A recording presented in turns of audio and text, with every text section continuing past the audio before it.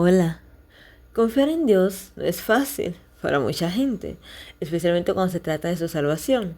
Muchos cristianos han empleado sus vidas en preocuparse por si serán salvos o se perderán. Hacer énfasis en textos como Filipenses 2:12 que dice, ocupaos en vuestra salvación con temor y temblor, mientras ignoran las muchas promesas de la Biblia, ha dejado a muchos temiendo en cualquier resbalón pudiera condenarlos a la muerte eterna. La Biblia nos asegura repetidamente que si creemos en Jesús seremos salvos, tal como nos dice Hechos 16:31. Jesús declaró, de cierto os digo, el que oye mi palabra y cree al que me envió, tiene vida eterna, y no vendrá a condenación, sino que ha pasado de muerte a vida. Juan 5:24. En su primera carta a los creyentes, el apóstol Juan nos dice, y este es el testimonio, que Dios nos ha dado vida eterna, y esta vida está en su Hijo. El que tiene al Hijo tiene la vida, y el que no tiene al Hijo no tiene la vida.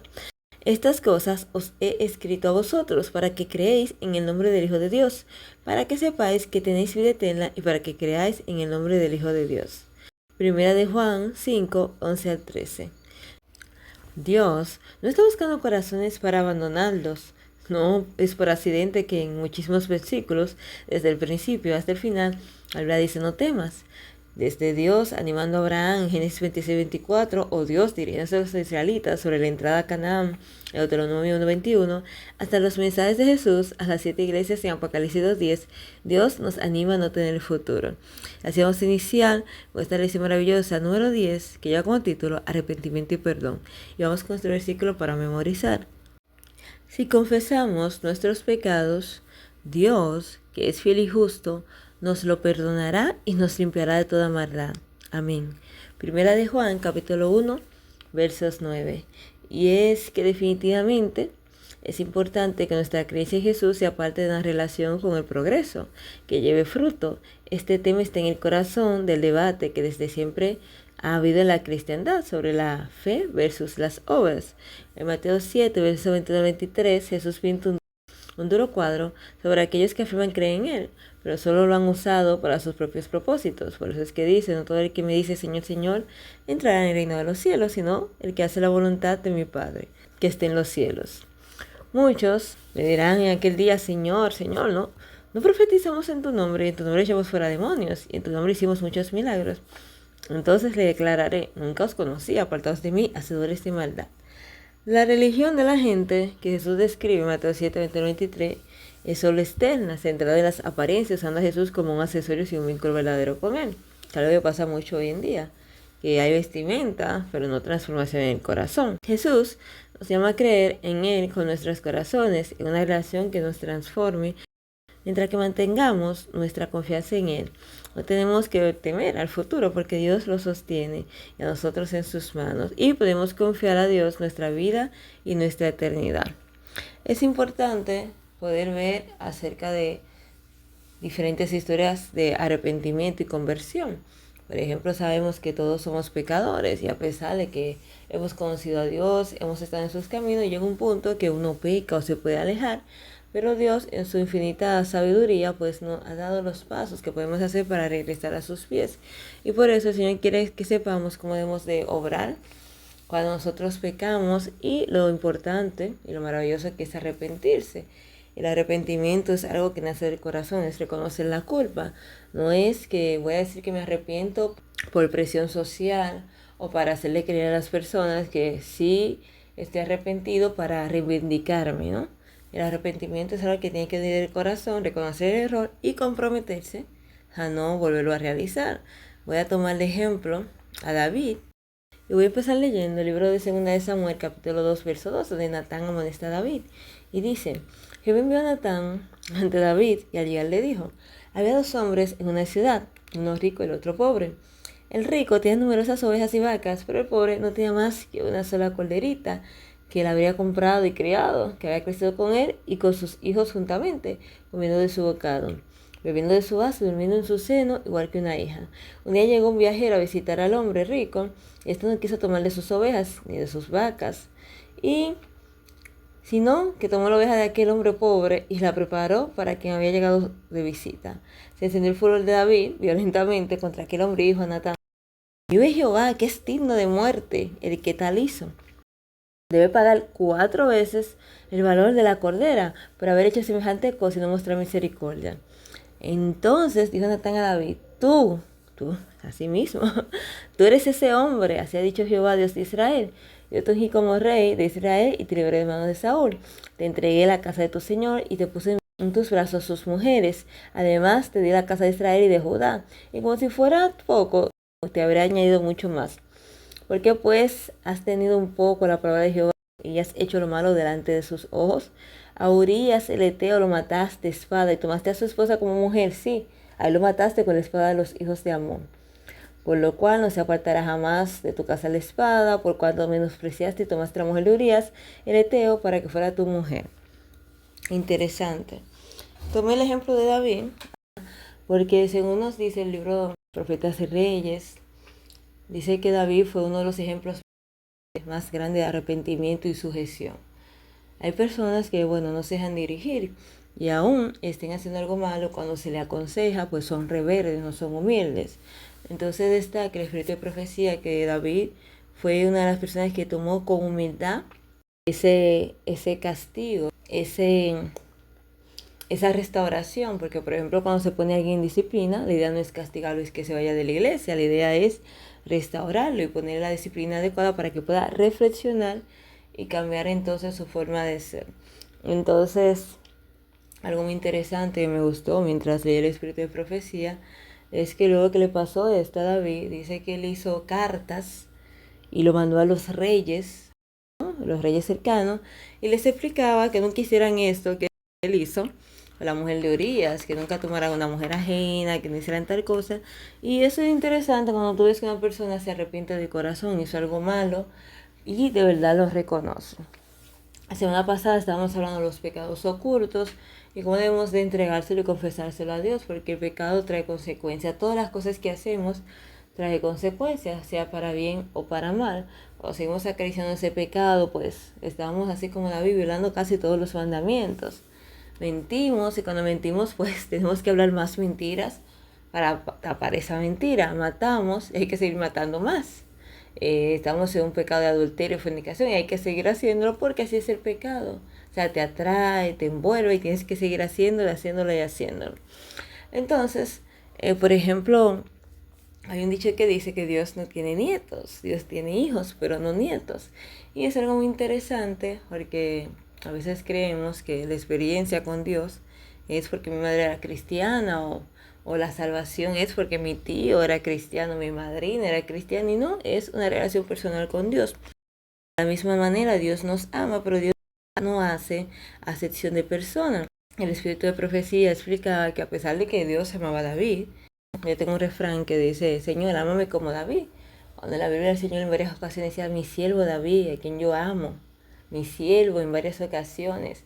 Y vemos como a pesar de que todos esos reyes, ¿no?, que desobedecieron, que le levantaron altares, ¿no?, a esos dioses con minúscula, ¿no?, esos dioses paganos, pero el Señor siempre con su misericordia, ¿no?, esa longanimidad, decía, por amor a mi siervo David, no voy a dejar esta casa desolada. Y pasaban cosas, y los reyes hacían muchas cosas malas, pero entonces venía esa misericordia y decía, por amor a mi siervo David, tal cosa. Y nos enseña que a pesar de que Dios nos ama, que nos quiere con gran estima, pero también cuando nosotros pecamos, el Señor pues nos dice, ay no, yo lo quiero mucho, lo voy a perdonar. O yo quiero mucho a David, lo voy a dejar así. El Señor es justo con todas las personas. De hecho dice que cuando el Señor, que ahora mismo está en su santuario celestial, ministrando a favor de la humanidad, haciendo este juicio investigativo, dice que Él cuando está trabajando, dice que mira o investiga un alma como si no existiera nadie más en la tierra. El Señor toma su caso, su vida, todas sus acciones, pensamientos y palabras, como si no hubiese nadie más en esta tierra. Y el Señor es justo, y por más que ame a su siervo David, y por más que haya hecho tanta misericordia con él, y toda esa descendencia pagana, y el Señor dice, no, mira, voy a tener misericordia de ti, no te voy a quitar este reino, ay, mira, lo voy a quitar en las manos de tu nieto, o voy a hacer tal cosa por David, porque lo amo, porque es mi siervo. A pesar de todo eso, pues él no favoreció a David en lo malo que hizo con Urías el Eteo.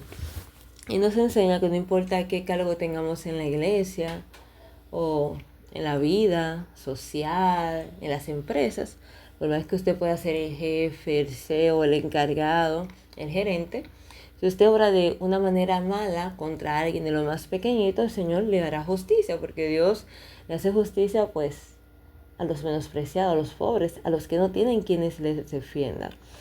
Y por eso el Señor habla acerca del arrepentimiento. Cuando nosotros estamos haciendo las cosas malas, pues ignoramos, nuestro corazón se va endureciendo. Por ejemplo, David empezó, como dice los mandamientos, ¿no? Codició. Después de codició, pues habló mentira. Después que codició, habló mentira.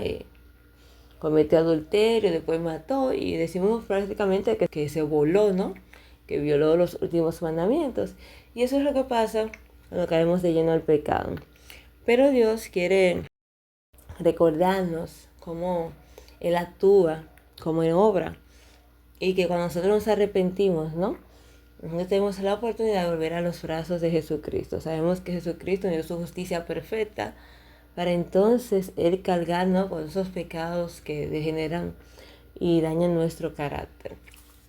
Algo muy interesante, como le decía, David pues aceptó, ¿no? Entendió a través de esta moraleja, de esta amonestación. Eso fue como una forma de parábola para relacionárselo. Y es que cuando nosotros estamos en pecado, nuestra mente está muy lejos, ¿no?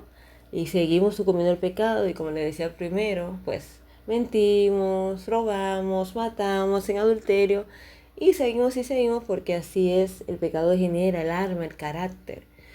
Dios pues nos llama, nos habla a través de muchas formas y en esta ocasión utilizó al profeta Natán. Algo muy importante que siempre tenemos que destacar es que cuando nosotros estamos en pecado, obviamente no seguimos orando igual, nuestra devoción no es igual, no leemos la Biblia igual, pero el Espíritu Santo está trabajando con nosotros. De hecho, hay una advertencia que dice que si cuando hacemos algo malo y no sentimos ese remordimiento, entonces hay problema. Cuando nosotros hacemos algo malo y no sentimos que está mal, que Dios nos ve, que estamos sirviendo el corazón de Jesús, pues hay problema porque ya nuestro corazón, o sea, nuestro intelecto, nuestro cuerpo, se ha endurecido a la voz del Espíritu Santo. Por eso es que el Señor dice, si hoy oís mi voz, no endurezcáis vuestro corazón, yo estoy a la puerta y llamo. Cada día el Señor nos llama, nos alas con esas cuerdas de amor, ¿no? Porque no quiere que nos perdamos, porque nos ama y tiene algo maravilloso para nosotros, cosa que ojo no vio ni nadie ha podido describir. Pero solamente si nos arrepentimos. De hecho, dice el Salmo que mientras calle, ¿no? Mientras uno lo calla, ¿no? Mientras uno no lo confiesa, para que la sangre preciosa de Jesucristo, ¿no? Pueda borrarlos hasta el día final, ¿no? Que sean eliminados en ese rito, ¿no? De expiación como el santuario celestial, pues obviamente dice envejecí, mientras lo oculté envejecieron mis cabellos. El pecado hay que confesarlo. Cada día que nosotros podemos en las manos de Jesús nuestras flaquezas, nuestro defecto de carácter, podemos avanzar porque escuchamos la voz del Espíritu Santo y reconocemos que estamos mal. Otro ejemplo, vamos a utilizar el mismo David, pero ahora con Saúl. Sabemos que en varias ocasiones David tuvo la oportunidad de matar a Saúl y lo perdonó. Vamos a hablar ahora, ya que hablamos del arrepentimiento, vamos a hablar del perdón. Por ejemplo, nos hacemos una pregunta, ya que sabemos que debemos de perdonar 70 veces 7. Pero eso es como un símbolo, ¿no? No es que cuando llegamos a las 70 veces 7, pues, ay, no, ya no te perdono más, sino un tipo de simbología. Y nos hacemos la pregunta, ¿es posible perdonar para siempre? Porque imagínate, espero ser perdonado cuando he obrado mal. Estas preguntas no son tan fáciles de responder y suscitan aún más preguntas. De hecho, cuando una persona a usted le falló una vez, ya usted no lo quiere perdonar más. Y si acaso usted entonces lo perdona esa vez y viene a la segunda, ya el corazón de nosotros está totalmente cerrado. No así Dios, que bueno, nosotros pecamos cada día de muchas formas. Pero Dios nos muestra su amor, que bueno, siendo pecadores, Cristo, nuestro Cristo bendito, murió por nosotros. Y es que cuando Jesús enseñó a sus discípulos a orar, la oración modelo que compartió con ellos incluía la frase: perdónanos nuestras deudas, como también nosotros perdonamos a nuestros deudores, que está en Mateos capítulo 6, verso 12. El perdón es condicional. No podemos esperar que se nos conceda una gracia que no queremos extender a otros. Señor, ¿por qué será que los seres humanos somos tan egoístas? Queremos que Dios nos perdone cada vez que fallamos, pero no podemos perdonar a los demás. Mire qué interesante. El apóstol Juan escribió: si alguno dice yo amo a Dios, pero odia a su hermano, es mentiroso. Pues el que no ama a su hermano, a quien ha visto, ¿cómo puede amar a Dios a quien no ha visto? La gracia debe darse como ha sido recibida. ¿Hasta dónde puedes llegar tú? ¿Es posible para ti perdonar a otra persona varias veces? Porque es que la gracia nos cambia. Al ser perdonados, aprendemos a perdonar. A medida que nuestra relación con Dios progresa, entendemos más y más nuestra propia necesidad de perdón. De modo que nuestra capacidad de perdonar a los demás crece naturalmente. Cuando el rey Saúl se dio cuenta de que David representaba una amenaza para su trono, intentó matarlo, así que David tuvo que huir para poder guardar su vida. David reunió una banda de combatientes y juntos recorrieron todo el país ofreciendo protección y asistencia a todos los que necesitaban. Cuando Saúl recibió esa nueva información sobre el paradero de David, partió con 3,000 hombres para perseguirlo. Sin embargo, cuando el monarca salió de una cueva donde había entrado para hacer sus necesidades, le sorprendió escuchar que David lo llamaba y se dirigía a él como mi señor el rey. David mostró a Saúl un trozo de su túnica que había cortado sin que el rey se diera cuenta y le dijo que aunque sus hombres lo habían anidado para matarlo, él no había querido hacerlo porque Saúl era el ungido de Dios. Saúl se derrumbó y lloró y dijo: más justo eres tú que yo, que me has pagado con bien, habiéndote yo pagado con mal. Es interesante ver cómo, aunque Saúl pronto iba a encontrar un trágico final cosechando las consecuencias de su propia infidelidad, David le ofreció su perdón. Abrumado por este acto de bondad injustificada, Saúl partió en paz. El gran valor que Dios otorga al perdón nos impulsa a concederlo generosamente. Tal magnanimidad solo es posible gracias a Dios. El perdón que Dios otorga no es un mero acto jurídico mediante el cual Él nos libera de la condenación. Claro que no. Es el desbordamiento del amor redentor que transforma nuestro corazón. Así que ese mismo desbordamiento el Señor tiene para nosotros cuando nos arrepentimos de corazón y quiere que también podamos perdonar a nuestros semejantes así como Él nos perdona. Así que muchísimas gracias por ver hasta aquí el video de hoy y nos vemos en la próxima lección analizando y resumiendo el siguiente video. Bendiciones. Bye.